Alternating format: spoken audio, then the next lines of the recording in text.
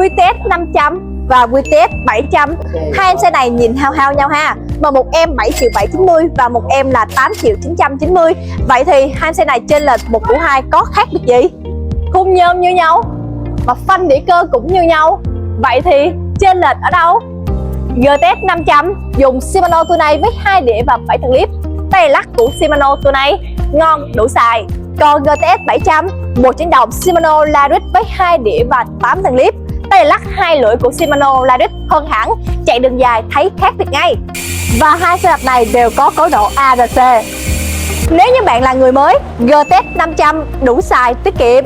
Còn bạn muốn nâng cấp trải nghiệm thì GTS 700 xứng đáng với một của hai thêm vào. Khác biệt nhỏ, cảm giác lớn.